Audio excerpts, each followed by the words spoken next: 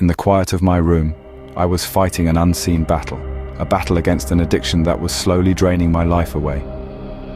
Now, allow me to set the stage for you. This was not a battle against drugs or alcohol, but against a habit that many consider harmless, even healthy: masturbation. For a long time, I was one of those people. I believed, like many, that it was a natural part of life, a harmless vent for sexual energy. But as the years passed, I began to notice changes in myself. My energy levels were constantly low, my confidence was dwindling, and I felt like I was losing sight of my purpose. One day I stumbled upon an article that talked about the potential negative effects of excessive masturbation. It was like a light bulb switched on in my mind. I began to connect the dots, and it hit me. The habit I thought was harmless was actually the culprit behind the changes I was experiencing. I was addicted, and it was slowly draining my life away. This realization was a hard pill to swallow. I was ashamed, frustrated, and felt utterly helpless.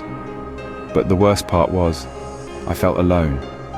I couldn't talk about it with my friends or family because of the stigma associated with it. I was stuck in a cycle of guilt and self-loathing, and it seemed like there was no way out.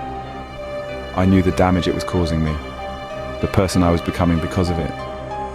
I could see the stark contrast between the person I was and the person I wanted to be. It was a battle that I was losing, a battle that was being fought in the silence of my own room, away from prying eyes. But then something inside me sparked, a desire to break free, to regain control over my life. I knew I had to change, to rewire my brain, to detest what I once craved. I was ready to fight back, to reclaim my life from the clutches of this addiction. I knew I had to break free, but the question was how. I decided I couldn't live like this anymore. I had to rewire my brain, change my mindset, and break free from this addiction. I was at a crossroads, a pivotal moment where I needed to take control of my life and actions. The decision was mine to make, and it wasn't something to be taken lightly. A decision of this magnitude is more than a simple resolution. It's akin to a solemn vow, a promise to oneself.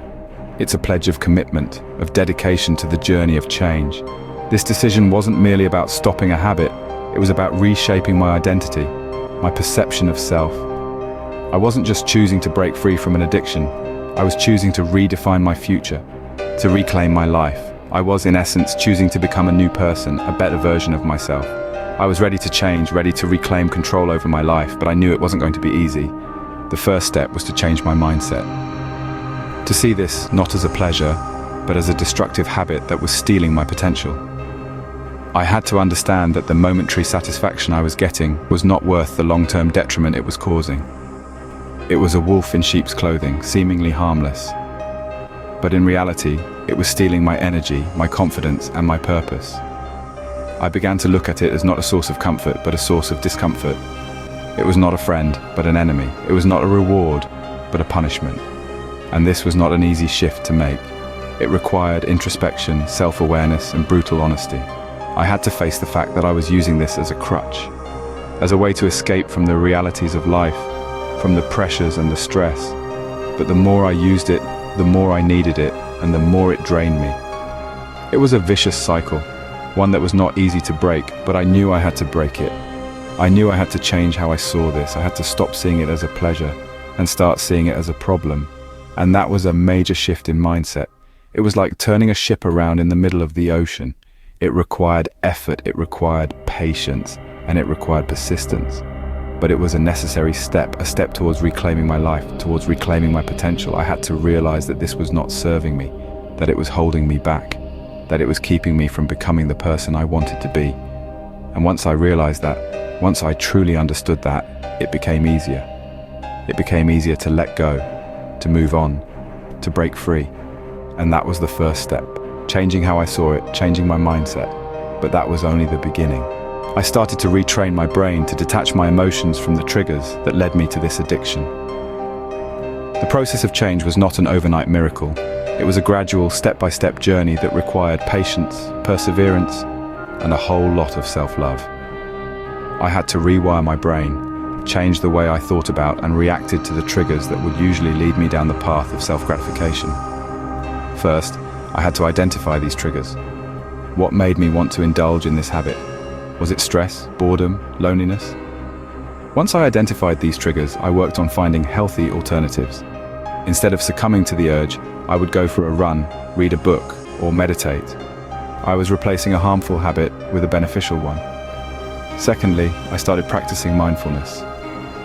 I had to become fully aware of my thoughts and emotions, without judgment. I learned to observe my cravings, acknowledge them, but not act on them. This was a tough one. It was like being in a tug of war with my own mind. But with each passing day, I became stronger, more resilient. Next, I had to detach my emotions from these triggers. This was perhaps the most challenging part. It's one thing to understand your triggers intellectually, but quite another to separate your feelings from them. I had to learn to see these triggers as they were, not as I felt them to be. This emotional detachment was key in helping me overcome my addiction. Lastly, I had to reinforce these new behaviors. I had to make sure they stuck.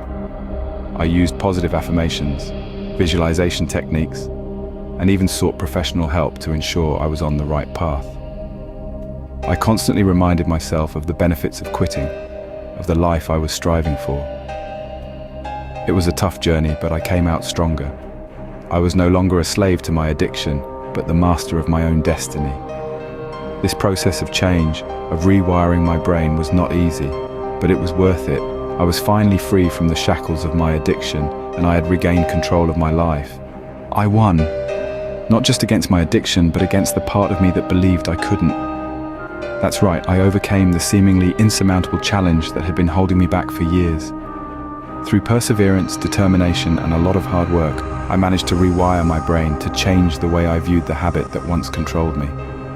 I rewired my brain not by force, but by understanding. Understanding why I was addicted, understanding what triggered it, and understanding how I could change my response to these triggers. It was a journey of self-discovery, of learning to believe in myself, of learning to trust in my own strength and resilience, and the joy of overcoming, it's indescribable. The surge of confidence, the newfound energy, the sense of purpose that I had been missing, it all came rushing back. It was as if I'd been reborn, as if I had been given a second chance at life. I rewired my brain, I broke free from my addiction, and reclaimed my life, and if I can do it, so can you.